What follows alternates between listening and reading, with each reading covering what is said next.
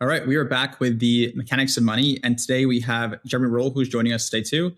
And I think it's a really important topic today, as Jeremy is one of the more established and known kind of professional passive investors in the space, who has been through multiple cycles and has really strong viewpoints. And I'd say someone who has been on the sidelines for longer than most have. I think is a really good viewpoint, personality around the alternative space and how he mitigates risks. So, Jeremy, thanks for coming on. Thanks so much for having me. Really appreciate it. Yeah, and why don't you give the listeners some background too? I know your premise has always been kind of just more so invest your own capital, right? Kind of leverage your earnings previously to go do so. Really be great to understand kind of how you got to where you are and functionally what it is that you do full time now. Yeah, sure. So I'll try to make this somewhat short, but I'm a full-time LP or passive investor. So I am from Montreal, Canada, had over 10 years in the corporate world with traditional, like getting up to middle level management, have an MBA from the Wharton School. Last two companies I worked at back in 2002 and 2006 and 7 were Disney headquarters in LA and Toyota headquarters in LA. That was my last one. So I have corporate experience, and I essentially started rotating my savings from stocks and bonds into cash flow starting in 2002 in response to the dot-com crash. And for me personally, I'm just kind of a low risk personality, and I just did not want to deal with the ups and downs and the volatility and the lack of predictability of the stock market. So after the dot-com crash, I was looking for different ways to invest, came across the concept of cash flow from relatively low risk passive real estate. So I started investing in real estate into syndications early in 2002, rotated all my money from stocks and bonds into cash flow, syndications and other between 02 and 07. Had a last strong moment in the corporate world in 07 with the new manager when I'd been promoted within Toyota, and decided to leave there. It wasn't a master plan I had, but I did decide to leave there in 2007, mid 2007, because I had enough cash flow to live off of, which was actually not even my intention. That was just for my long-term retirement. So I've been a passive investor for about 24 and a half years now, but full-time for about 19 years. And to your point, Sam, I've now been through, the previous cycle back in 2006, 7, 8, living through this cycle right now that's in the middle of possibly resetting, which maybe we'll discuss today. So I've seen a lot, and it's been very interesting progression for the past 25 years. Yeah, so walk us through what syndications looked like in 2002, because I think a lot of people in this space, they're newer, right? In terms of when they came in, they started seeing this in 17, 18, 19, as soon as, the last few years. How have things changed from, an operator standpoint, from investor standpoint, right? What's really changed in the landscape of things? To be honest, it's just changed tremendously. It's like a history lesson almost. When I started in 02, the internet was literally barely a thing. I think I got my first laptop in 98 when I was going to do my MBA at Wharton, and only because it was required. I didn't actually own one, right? Most people didn't own one at the time. They were very expensive. High-speed internet was barely a thing in 2000 to 2002. And the iPhone didn't come out, the first version of it, until 2000. There was no social media. I'm not even sure when YouTube launched. I don't think it was quite then, right? Amazon was barely a thing. So back then, I was lucky because I was living in LA, and because I was in a big city in the US, I was able to physically go to 2 to 3 investor meetings a week when I was young, no kids, not married, and actually go and network and try to find opportunities. That's actually what it took, right? What happened as we progressed with social media and the internet, et cetera, is that eventually it became easier and easier to find opportunities. And what really made a big difference was the Jobs Act that was passed by the government back in 2012. Finalized in 2015, and then amended and finalized 2017. And what that enabled was both the crowdfunding, which Reg A Plus and Reg CF, not as applicable to real estate investing. More applicable was the Reg D 506C, which allowed for marketing to accredited investor, which I believe launched in 2015. That's when the rules were finalized for that, I think. Hopefully I got that right. So that really changed a lot because that allowed for public solicitation of accredited only investors. And actually, Reg A Plus allows for public solicitation of accredited and unaccredited investors, but in a different format that I very rarely does a real estate syndicator use. The bottom line is that between social media, technology, the allowance for public solicitation, there's been just enormous. It used to be very difficult to find opportunities way back when. Another thing I would say is that cap rates have changed, interest rates have changed. The amount of money that's come into the space has increased dramatically because of the public solicitation and the awareness. and the wealth of the country has changed in terms of the number of accredited investors exists today versus just 20 years ago, if you look at the statistics. So there's been a lot of money flowing to the space, and that's actually created more demand for these types of opportunities. More sponsors have come up, more investors have come in. And what that also means with the similar amount of properties is that the returns have gone down over time. The returns I could tell you about from 2010 versus today are very different. And used to be much more amenable for a cash flow investor. They're still fine today, but today at this very moment, it's a little challenging. But generally speaking, they're still okay and probably will be okay going forward. But it was a different landscape back then. And so walk me through how your personal portfolio has changed from early on, where this is more of a hobby for you at first, you're still working a great job, to now this is your full-time functional thing, living off of it, right? How's your portfolio itself changed? I assume it also has changed, with the market cycles as well too, in terms of how you're allocated, how much you're allocated, how much cash you hold as well too. Yeah.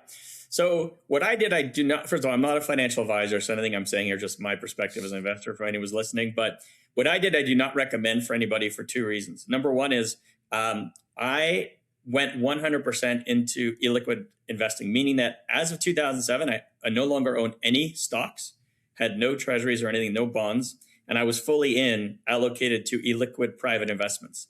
That has its own risks associated with it, but that's what I did because I was trying to get away from the public equities. And now I'm trying to kind of get a better balance of liquidity and illiquidity. Okay.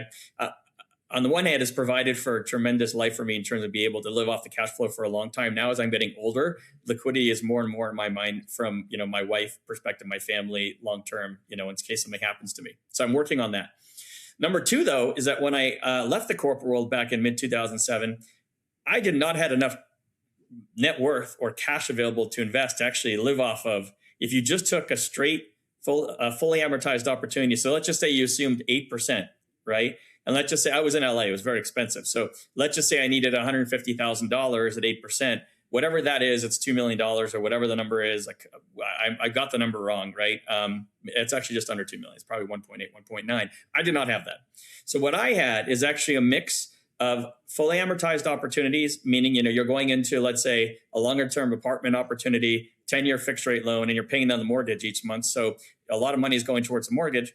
And I also had a certain mix of, I consider that non-amortized opportunities in that most of the asset is not paid off when you're done over the 10-year period, right?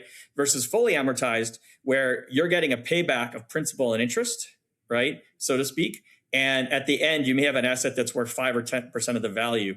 I had a lot of that going on. I had been lending some money or to financing some computer equipment to a friend of mine who had a web hosting company. Those were technically leases, web hosting leases. Huge payouts. I mean, 50% cash on cash return, 3-year terms, 5% buyout, like a true lease. And so the problem is that if I got all that and had a 5% buyout at the end, I was the lender, I would basically, if I lived off of all it, I have 5% at the end, right? So that's very dangerous. So, but it provided a ton more cash flow because I had 50% cash flow each year versus maybe 8%. So what happened with me is that between the years of 2008 when I left, 7 when I left, and 2012, 5 years, I had to slowly rotate away from a very heavy mix of non-amortized and fully amortized opportunities, more towards a non-amortized, where I was only getting really interest and no principal, so that at the end I had all my principal back and I wasn't eating and living through it. So my situation, I'm sorry it's such a long answer, but you asked, was much more complicated, but also enabled me to generate a lot more cash flow than a normal person with a certain amount of money. Over time, I've been able to compound it, some of it at very high returns, like the ones I just mentioned, and that compounding creates huge gains, right? And so I'm also just diversified across a ton of things now. And, some things pay out at different times, refinance, et cetera. So I'm in over 60 LLCs actively right now. I've been in over 200 the past 24 years. So I have a lot going on, but I have definitely kind of become much more or much lower risk in terms of the cash flow and where it's coming from and how it's coming to me. So what does your portfolio actually look like today when you kind of think of your breakouts, right? You don't have to give numerical values, more so percentages. Sure. You kind of think about how you break it out. Yeah. So I literally still have, well, I have one publicly traded stock. There was a friend of mine's IPO last year around that I invested in just because I knew him. Very tiny position. And then everything else is still purely liquid or cash sitting on the sidelines in treasuries, not redeployed, because I'm waiting because I think there's going to be one more final domino to fall for a full end of cycle reset for this economy, the stock market, and real estate. And so I've been on the sidelines for several years, really holding cash. It really started back when COVID hit, but I was being defensive since 2017. And I believe we had kind of an extra long cycle this particular time around because of all the money printing. I think that extended it a few years. I mean, the data shows it. And so I've been preparing in defense since 2017, and but been in a ton of treasuries, frankly, since the first interest rate increase happened from the Fed in March of 22. That's when I got ultra defensive and been holding treasury, which I normally hate to hold. And, walk me through the psychology behind it too, where I think a lot of people that I speak to, whether you're a business owner or whether you're a high earner of some kind, people hate holding on to cash. You hear it all the time, right? Your cash losing value and all these things. But in turn, if you're parking cash into opportunities that are 3, 5, 10-year hold periods that are liquid, your money is now tied up and you may pay for it in the future with opportunity costs. So I know a lot of folks have this sentiment, this mindset. Help me understand how you think about holding on to cash now, whereas you may be hurting yourself in the short term opportunity cost wise, maybe helping yourself much longer term as well. Yeah, well, look, there's a bit of a math equation too, and it's also very subjective, right? So I've been telling people since 2020, because some people, I speak to all kinds of people for networking. I try to help people too, just with my, my experience. And I've been on a ton of calls between 20 and 22 where people are saying, hey, I just sold my business. I have $10 million and it's burning a hole in my pocket. I have to put it to work. I've literally been told this multiple times. And my first question is, I said, okay, well, congrats. I personally love hearing stories of people exiting like that. And I say, like, okay, well, I know you need the cash flow, but have you formulated an opinion whether this is the right time to actually make that investment or not from a cycle perspective? And pretty much no one ever said yes, right? And I think that's where the problem starts. The truth is that you may have an opinion that cycle is going to end soon, but still want to deploy the capital because you want it to work. You may even say to yourself, I'm going to invest in this 10-year fixed rate loan deal. And yes, there's going to be a recession. And yes, the rents are going to come down. And maybe the cash flow is going to go from 8 to 2%. But we're still going to be fine, in my opinion, based on some number crunching. I'll get through it. And it's still going to have actually my money working for itself, right? Albeit possibly at a low return. So what I tell people is that person might do better than me in the long run, but I'm probably going to sleep better. And that's just a different philosophy. And the truth is, there's 1,000 ways to invest. None of them are wrong. It's actually, I think, what best suits the person. And so I'm clearly not Warren Buffett, but I take a very Warren Buffett approach where I am trying to avoid losing money, possibly to detriment of a lower return long term, right? But I also am sleeping much better. And so so I laugh when you first mentioned this topic because I had so many conversations with people who are just burning a hole in their pocket. It's just not the approach that I take. But I really, like I said, everyone's got their own way of doing it.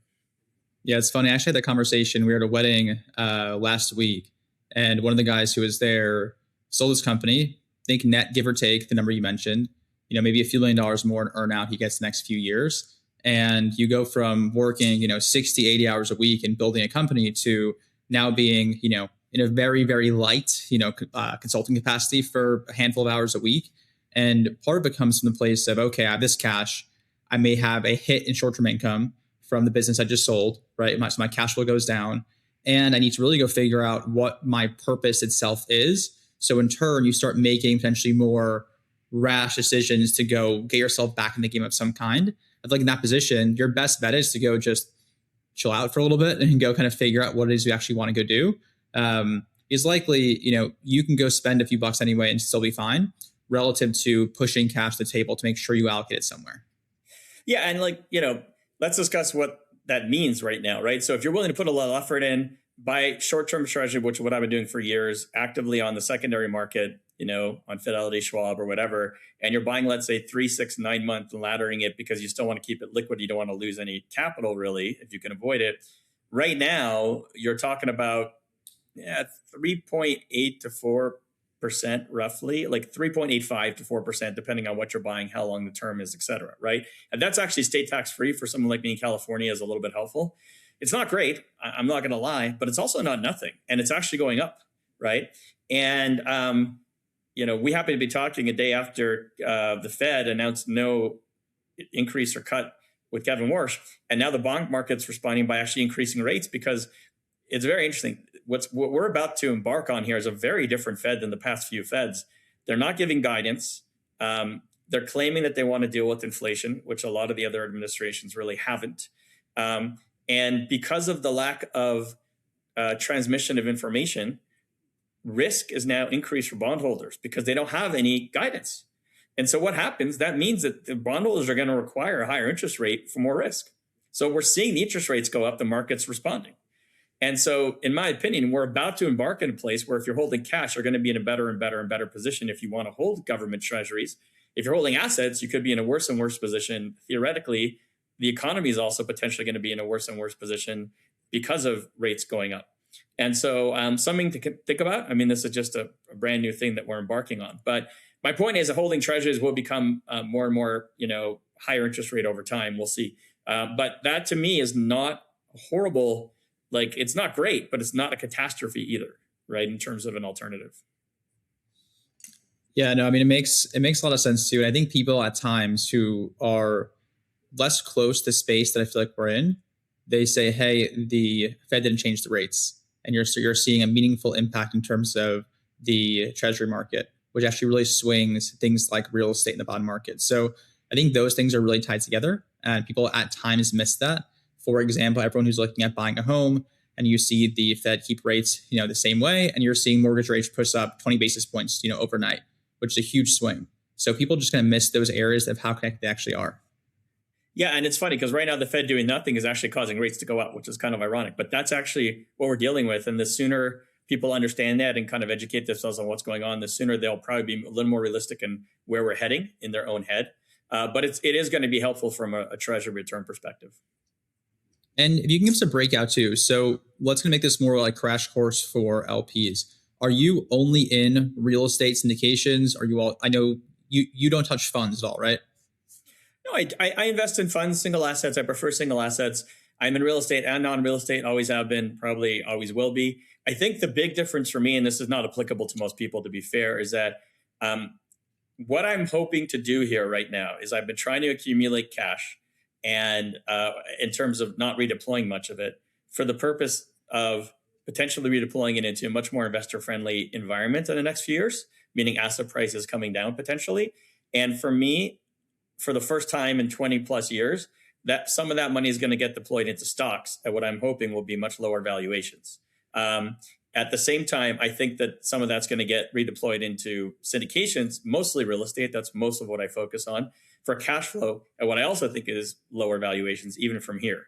And so I'm just waiting for what I think is going to be the opportune time to get back in, just like what Warren Buffett's doing.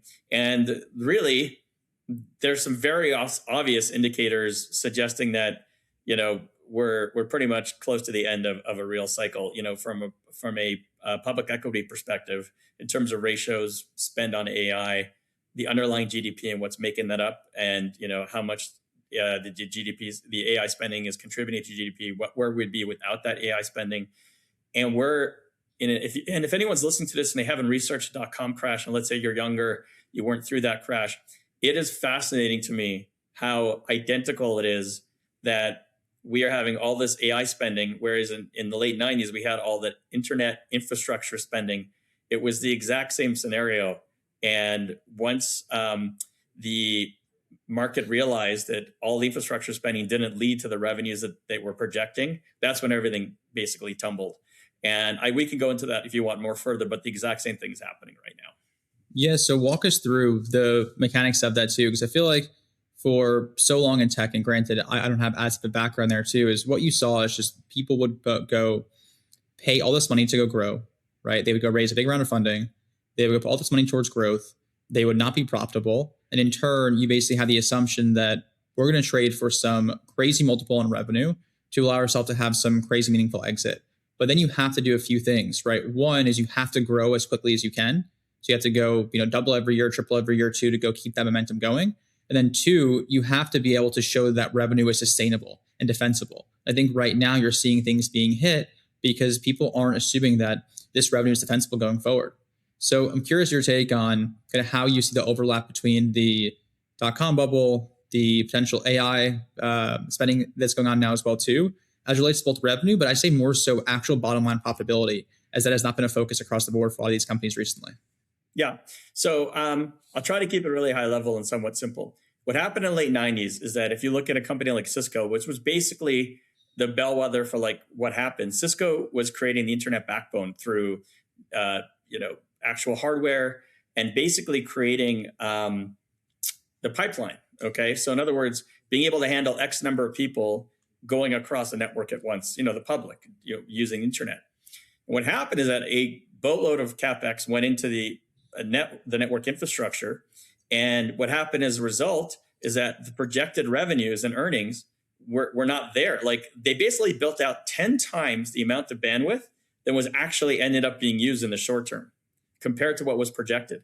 And when that became obvious, everything came crashing down. It was all a question of the stocks were pricing in an enormous amount of earnings and revenue going forward. And in fact, what's happening today, and I hope this is correct, but I just heard this a week ago, apparently the current earnings of the S&P 500 are projected to increase 25% per year for the next 10 years. That's actually the pricing at the moment. Let me repeat that. 25% earnings increase each year for the next 10 years is how stocks are currently priced on average with the S&P 500 ratios. Okay. So what is going to happen, in my opinion, which is exactly what happened with Cisco and the .com bust, is that we are soon, and we're already seeing the cracks, going to see that all the money that's being spent by the AI companies, the data centers, the infrastructure plays, the chips, is not going to generate the earnings that are projected. And as soon as people start to see that we're basically overbuilding, I am not at all implying that AI isn't going to change the world. It won't be here. The internet was here and it changed the world. They're just way overspending and way overestimating what it's going to do in the short term. That is creating tremendous valuation bumps. And as soon as the world wakes up and realizes the earnings aren't there, right, everything's going to come crashing down. What I mean by that is that the debt that's being provided, the equity that's being provided to these companies to grow is going to go away or greatly reduce. The spend on it's going to greatly reduce. That's going to greatly reduce GDP. The stock market's going to come crashing down with it. We're going to have a recession because all the spending from AI is going to go away, which is propping up the economy right now. And again, AI will continue to grow over time. It will be a fantastic, technology that we'll all be using, but the current multiples won't be there anymore. And that's basically what happened. So it's identical to the .com bust. It's just a question of when and what causes, the main domino to fall. Yeah, it is. It is so wild too. Like for context, one of my good friends owns a construction company in San Francisco, and they are doing all these TI build outs for AI companies. And they've had their best year. They've been around for 50 plus years, their best year ever this past year, right? Yeah. Because of just how much it's booming. You're spot on too. Like it's the example of you're building a home community, right? Like say you're Lennar or one of those folks, you're building 400 homes in assumption of all this demand coming your way. And then in turn, it only turns out that 100 people are moving there versus 400. You have all this build out that you've already paid for and all this cost that you can't go support in terms of demand. So therefore you're overall net negative in a massive way. Yeah. And it will become obvious. And in retrospect is going to be obvious because it's going to be obvious the amount of money was spent was ridiculous because most people already recognize that. It's going to be obvious that the multiples of the stock market we're at today, which are either at or near records, depending on which multiple you're looking at, can't be sustained. That's going to be very obvious. Like we're going to be all talking about it. And in retrospect, it's going to be very obvious. It's just a question of when and what impact it's going to have on everybody here from an investment perspective. And what my concern is that both equity and debt will go away for both business and real estate type of investing because of fear, both in terms of the lenders and the equity providers, because that's what happens at the end of a cycle, right? When we have a recession and the stock market crash. So I'm just waiting for that to happen, to be in a situation where asset prices are readjusted. We have the proper end of cycle reset, and then we can go from there. And of course, the best time to invest is at the beginning of a cycle, right? Yeah, and it's also really important thing too is if you are investing as an LP, one of the biggest things that you have is what kind of leverage do you have with the sponsor you're working with, right? We're in a period of a big downturn where your basis may be better on those deals. Best time if you're a sponsor in any asset class to go buy is when things are really bad.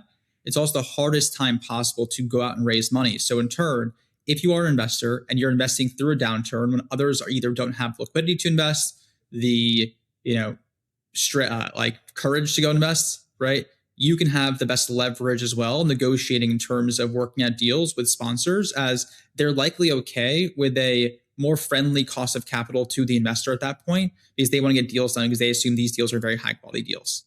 Yeah, you're 100% right. And this is what's frustrating me right now. A lot of investors have exited this space. I'm just going to peg the recession in the real estate investing space on the commercial side started March of 2022, the first month that the Fed increased rates. If we just take that date, right, whether it's right or wrong, that's a 4-year recession so far. It's a very long time, right? I don't think we're quite ready to call it a right at the bottom yet, in my opinion. And I think that part of the reason is because we basically lasted for longer than normal due to all the money printing. And we can get into that and some of the evidence for that, et cetera. But bottom line is that it's been a very long wait and a very long recession. And a lot of investors have exited instead of waiting for the right time to then invest again. And I get it. A lot of people have been really burned and it's just very depressing. I'm lucky. I've been almost fully unscathed. On the real estate side, pretty much fully unscathed practically. And I didn't invest in any floating rate bridge loan apartment deals or anything like that. So, I've been watching the carnage mostly from the sidelines and it's just been very depressing, but it is going to be the best time to invest and the hardest time to invest at the same time. Yeah. And then, so I have this conversation a lot too, right? I think when you're investing in, say, a public market stock, you have much lower variance because things are, audited. They're very official, right? There's a standard process. So when you look at the return profile of a mature stock, the variance is likely fairly small. But if you look at the variance of investing into a private market deal and say a real estate syndicator, there are a whole range themselves of the competency of people who are operating it, right? From two dudes in a garage to full on, 3, 4, 500 person team operations. When you think of investing in terms of writing a check as an LP, walk me through that process, understand who you invest with in terms of what types of people, what do you look for, right? Can help give us the overview of if you're vetting a deal, you're vetting a sponsor, right? What are those things you look for to go reduce your variance and investing into a deal?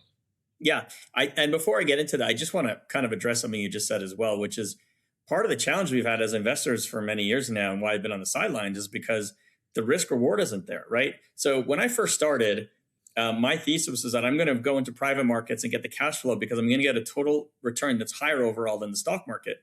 And the way I saw it is that the stock market was going to return 8 to 10% annually. Whereas, if you take the cash flow, the total return to investors in these syndications, they were probably going to be between 15 and 18%. This is way back, right? They were a little lower now. But, and that risk premium was worth the illiquidity, in my opinion. It's not for everybody.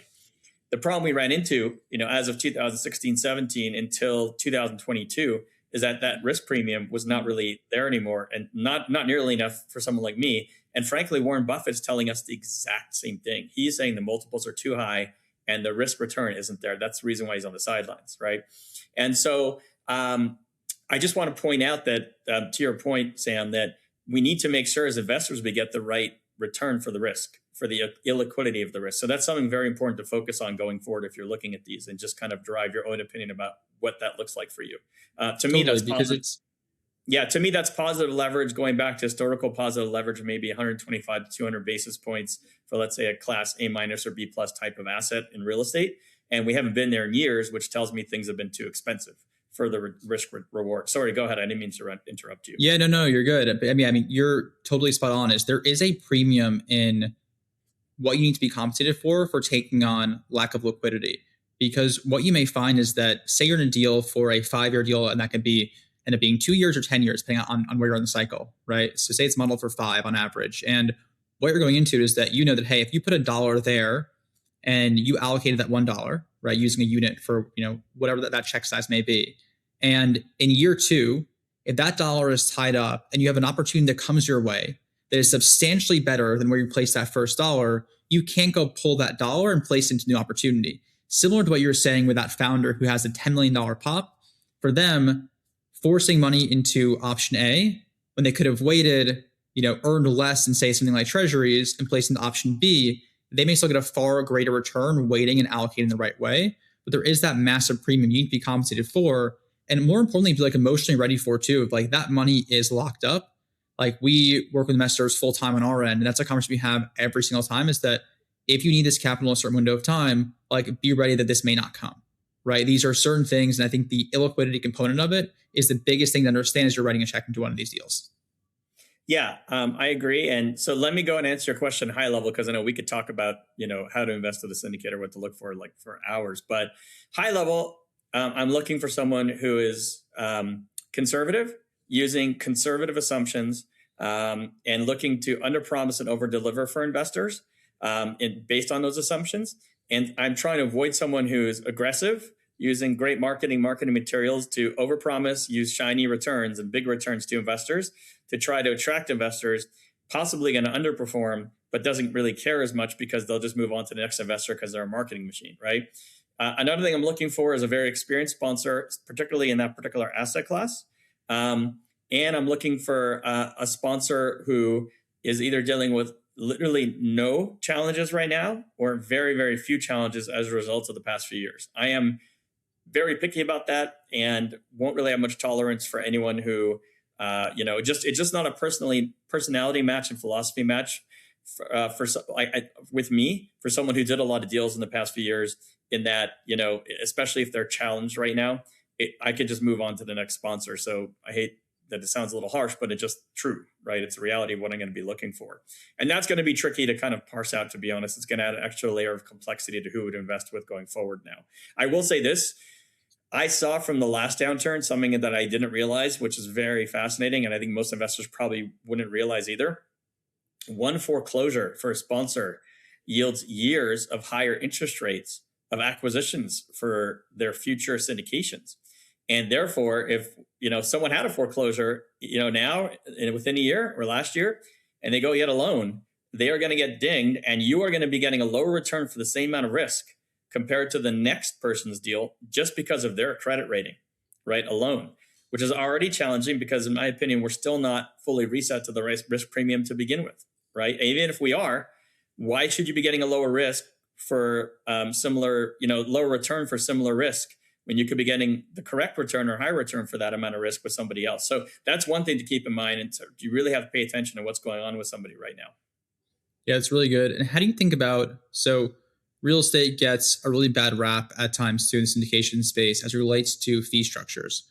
Walk me through how you think about fees, because I think there's two sides to the equation, right? One being is that some groups are paid to transact and they get paid based on doing volume. And some groups keep the lights on and truly operate where this, pays their team, and the back end of it is where they really make their money. So walk me through where you kind of see the right stance being based on cycle, experience, asset class, et cetera.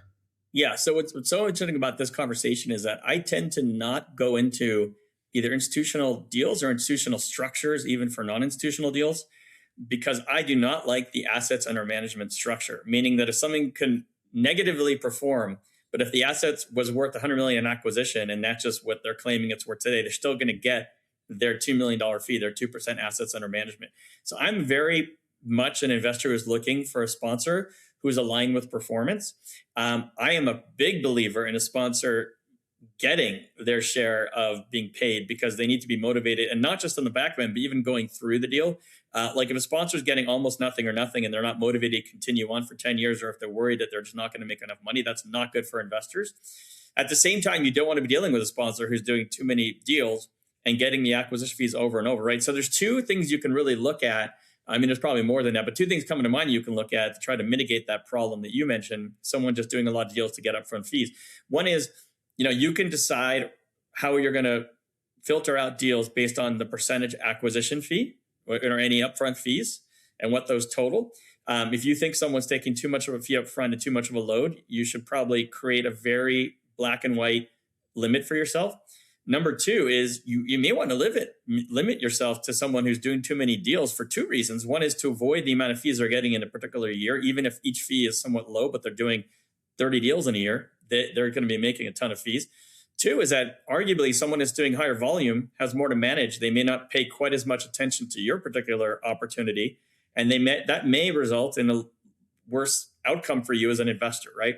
So those are things, I mean, those are all subjective things to consider, but those are things investors should be considering to help mitigate the problems you're talking about. Because even if a fee is fair, if someone's doing high volume, you can argue they're getting too much in a year, right? And that they're maybe not going to be focused as much on you. So it's not just about the fees. There's other variables to look at too.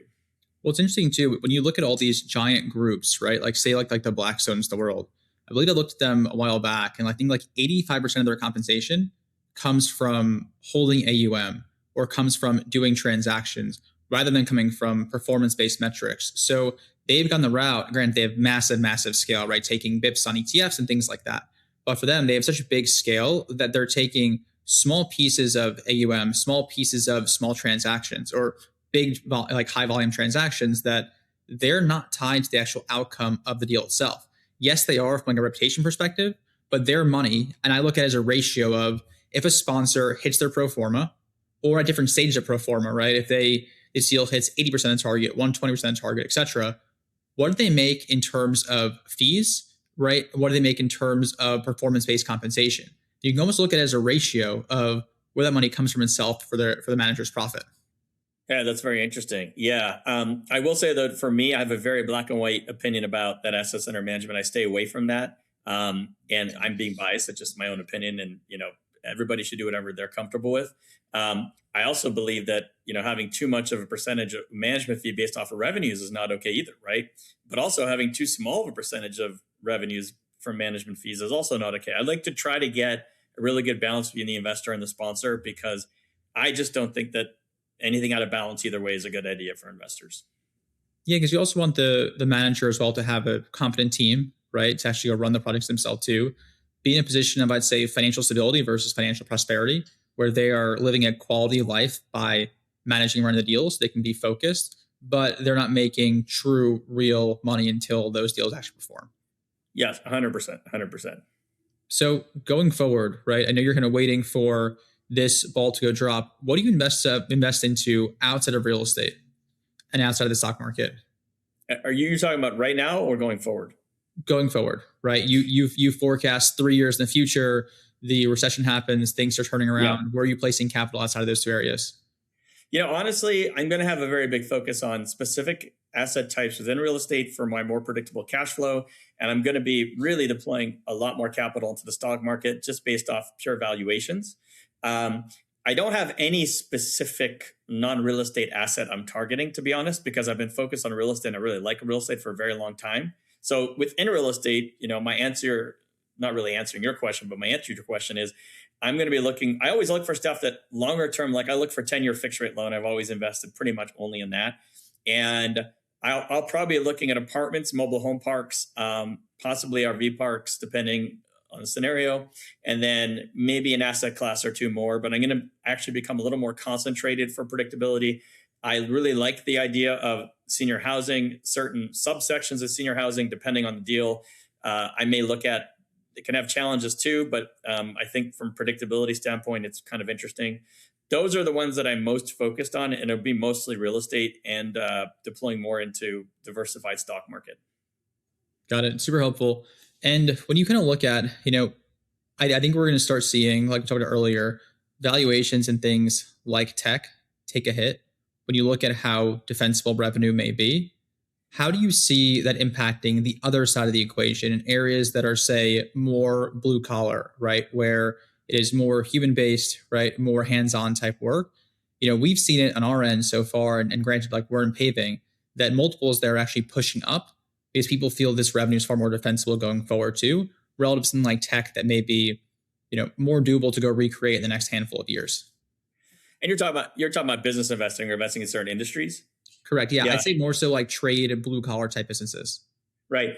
I'm going to be honest with you. I am not the right person to answer that question. Okay. No worries. It's funny but along this topic right now, what's going through my head immediately right now is a concern of a recession. And the two least recession risk industries are education and medical. Both of them almost have no impact from recessions. if you look at all the statistics. So, if I'm looking at deals immediately today, those are my two favorite to look at, and that I think they're the most defensible. So, for example, student housing. It's funny, in 2008, January, I invested in a 300-unit apartment building across from a state university campus, and my entire thesis at the time was that people were going to go back to school, and I assuming there was going to be a recession. It was exactly right. We were 100% occupied because of that the entire time. So those two industries I think are interesting right now, but I am not the right person to give you an opinion on what you were just asking. I will add one more thing that I am currently will be investing in that we didn't discuss. That's not real estate. Believe it or not, Bitcoin, I've studied quite a lot. And while it's much higher risk and not cash flow producing, it appears to be on a 4-year, very predictable cycle of between 950 and 1,050 days. We're about to hit, October 5th is technically the reset of the cycle this year. And so I will be deploying some capital to that just based off of timing, kind of like I'm also looking to deploy some money into the stock market, right? And back into real estate. I think that's a once in a multi-year type of opportunity. Again, I'm not a financial advisor, but if you want to research it more, it's quite interesting. I actually shorted it when it started going down because of this. I'm still shorting it through puts right now, and I'm waiting for one more leg down. Then I'm going to exit that position and actually going to roll over all my profits into a 4-year hold. And that, in my opinion, could yield 6 to 8x. That's pretty conservative over a 4-year period. Okay, really cool. Yeah, that's kind of like my one non-cash flowing type bet I have there as well too. I parked some money, the last few years there as well. And that's one that I'm not even looking at, right? I'll leave it there going forward, and whatever it does, it does. It's money I'm okay losing, but 2, 3, 4% of the portfolio itself, it's there, and I'll never think about it again. Yeah, and I would say if you're a gold or silver investor, there are certain times in which you could take advantage of, they're very volatile at certain times with big returns and non-volatile most of the time. This is one of the times of volatility right now. And if you kind of study it properly, you'll know when to get in, when to get out. And I just think the timing right now is such that there's a lot of very unique short-term opportunities that exist if you study them.